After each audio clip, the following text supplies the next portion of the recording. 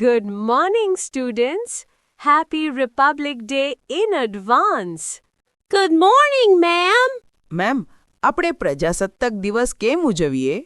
વાહ વેદ, બહુ સરસ પ્રશ્ન. ચાલો આજે આ પ્રશ્નનો જવાબ સાથે મળીને શોધીએ. બાળકો, ભારત 15 ઓગસ્ટ 1947ના રોજ સ્વતંત્ર થયું. પણ સ્વતંત્ર દેશને ચલાવવા માટે પોતાના નિયમો અને કાયદા જરૂરી હતા. ડૉક્ટર આંબેડકર અને સંવિધાન સભાના અન્ય સભ્યોએ મળીને ભારતનું બંધારણ તૈયાર કર્યું.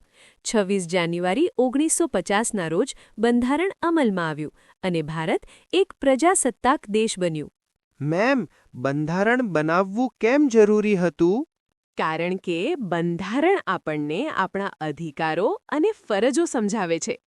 તે આપણને શીખવે છે કે દેશ કેવી રીતે ન્યાય, સમાનતા અને લોકશાહીના આધાર પર ચાલે છે અને સાથે સાથે આપણને જવાબદાર પણ બનાવે છે. બંધારણ કોણે બનાવ્યું? Doctor B.R. આંબેડકર બંધારણના મુખ્ય શિલ્પી હતા, પણ લગભગ 300થી વધુ સભ્યોએ મળીને ચર્ચા કરીને તેને તૈયાર કર્યું. તો મેમ, સ્વતંત્રતા દિવસ અને પ્રજાસત્તાક દિવસ અલગ છે? હા, 15 ઓગસ્ટ 1947 સ્વતંત્રતા દિવસ, જ્યારે આપણે બ્રિટિશ શાસનમાંથી મુક્ત થયા. 26 જાન્યુઆરી 1950 પ્રજાસત્તાક દિવસ, જ્યારે આપણું બંધારણ અમલમાં આવ્યું. સ્વતંત્રતા દિવસે વડાપ્રધાન ધ્વજ ફરકાવે છે.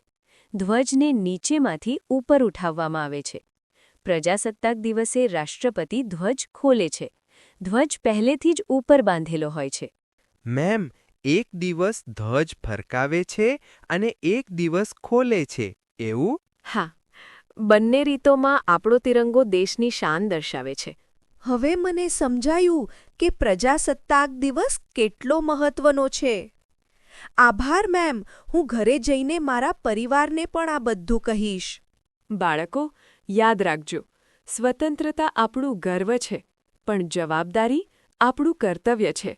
આવો, આપણે બધા મળીને સારા અને સચોટ નાગરિક બનીએ.